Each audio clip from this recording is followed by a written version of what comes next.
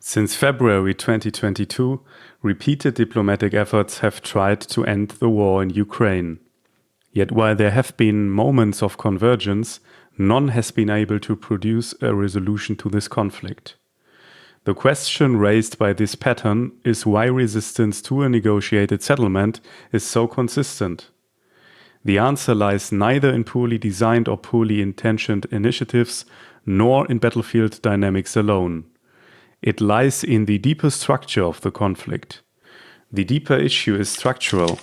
The conditions one side needs for security are often perceived by another side as unacceptable insecurity. We have three security logics that are incompatible at the level of their minimum conditions.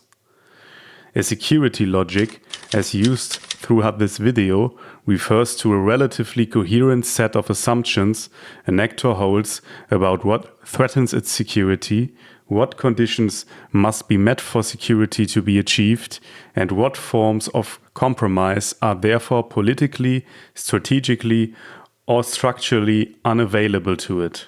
From Moscow's perspective, Ukraine is not simply another neighboring state.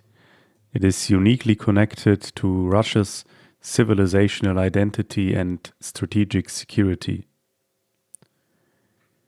Russia has experienced two major invasions from the west and southwest in its broader historical memory. First Napoleon's invasion and then the devastating German attacks during World War II. The lesson Russian statecraft has drawn from these events is to ensure that neighboring states do not host hostile military power and that Moscow retains sufficient strategic depth to absorb and to respond to any threat before it reaches its core territory. What makes Ukraine specifically resistant to diplomatic compromise for Russia, more than any other NATO enlargement question, is that Russia's logic here carries a dimension that goes beyond strategic calculation. Within significant parts of Moscow's political and intellectual elites, Ukraine is described as part of the founding space of Russian civilization.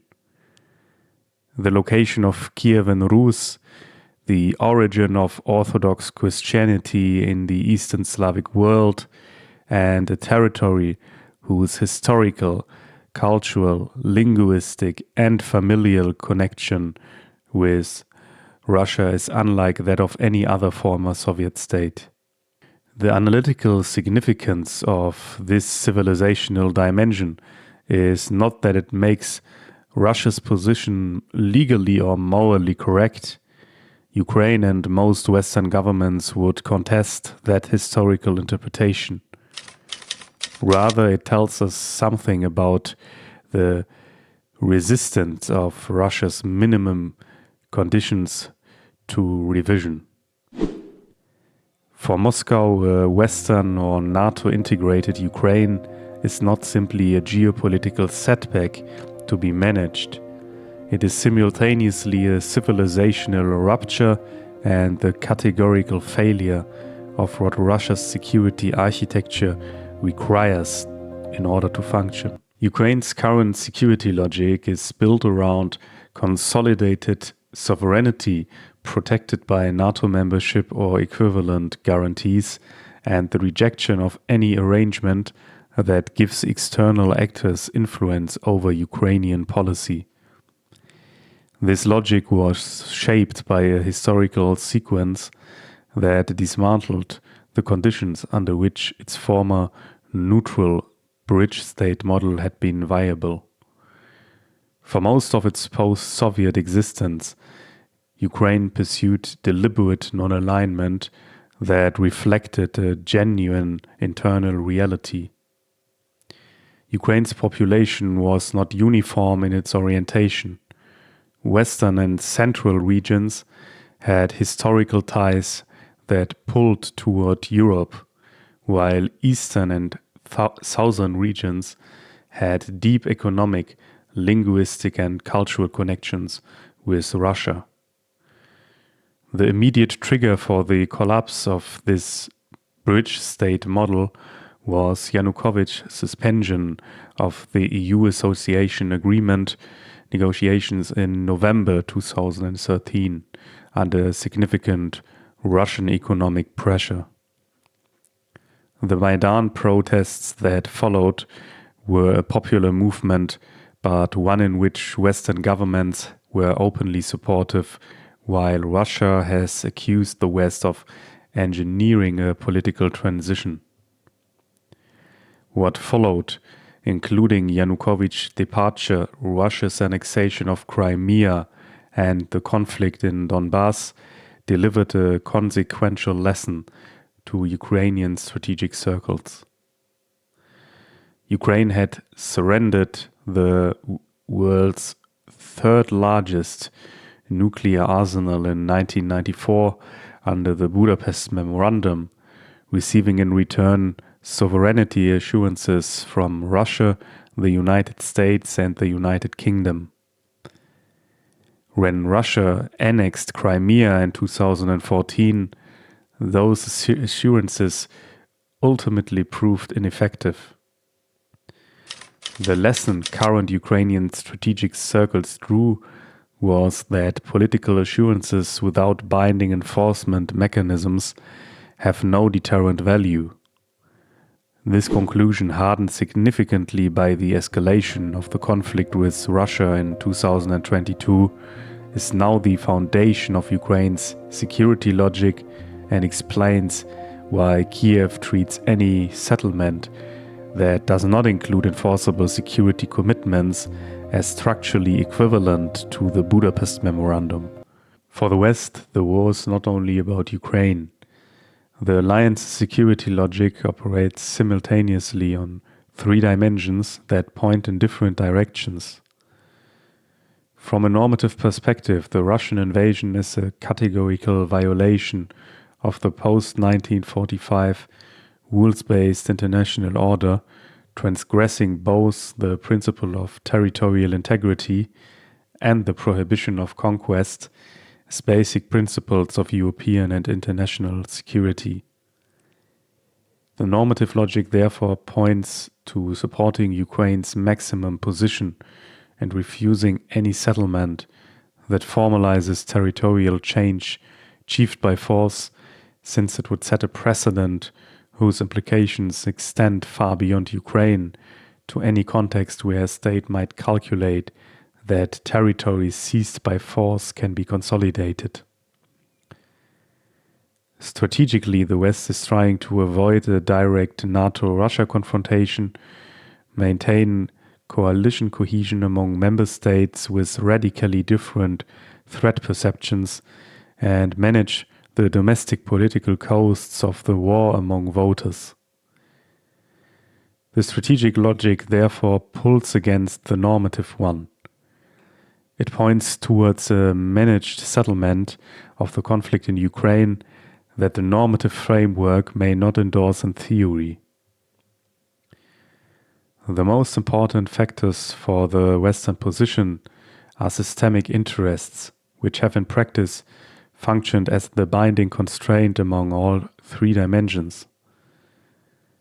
The intensity of the Western response to this conflict cannot be explained by normative principle alone.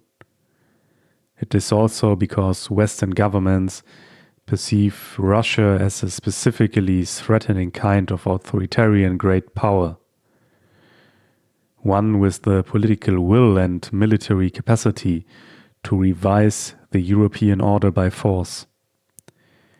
In this perception, a successful Russian revision would demonstrate that the order Western states have built and depend upon cannot protect its own member states on its own continent, thereby challenging the liberal democratic order the West seeks to uphold. That perceived systemic stake explains a political and institutional investment in the conflict's outcome that pure norm enforcement would not generate by itself. What follows from this configuration is a clear decision logic. The West will sustain its current level of support for Ukraine only as long as the cost of doing so remains lower than the reputational and strategic cost of either prolonged military confrontation or conversely a humiliating collapse. When those costs equalize, pressure will build from within the alliance either to push for a negotiated settlement or to increase involvement in the conflict, thereby risking direct military escalation with Russia. With the three logics mapped, including their strategic foundations, their resistance to revision, and the specific historical and normative dimensions that deepen this resistance, the security trap comes to the surface. Russia wants limits on Ukraine's Western political and military alignment. Ukraine sees those limits as the destruction of its sovereignty and, based on its recent history, seeks specifically Western alignment involving security guarantees with binding enforcement mechanisms to secure its sovereignty and prevent a future military attack on its territory. And the West's normative and systemic convictions prevent formalizing Russian gains, while the strategic interest in escalation management with nuclear-armed Russia also prevents the enforcement commitment Ukraine requires to achieve its maximum position. Each party's floor is another party's ceiling. Under currently stated positions, no settlement formula appears capable of bridging all three logics simultaneously. A resolution of the security trap would require at least one side to revise its position, but these security logics cannot be negotiated away easily. For Russia, accepting Ukrainian NATO membership or an equivalent Western military presence would require Moscow to revise both its strategic doctrine, which treats buffer zones as essential, and its civilizational self-understanding, which perceives Ukrainian Western integration as existential and has been publicly and repeatedly articulated as non-negotiable. For Ukraine, accepting non-alignment without binding security guarantees would require Kiev to disregard its own recent history of the failed Budapest Memorandum and an attack on its sovereignty. That position is hardly politically sustainable in the current war-forged domestic environment, which has produced a civic identity that treats sovereignty as increasingly non-negotiable. For the West, satisfying the Russian minimum requires rewarding conquest, undermining its systemic and normative interests. Satisfying the Ukrainian minimum requires enforceable guarantees, implying direct military commitment, which strategic calculations, most importantly the risk of nuclear confrontation with Russia, rule out in theory. Neither option is available without undermining one of the West's constraints.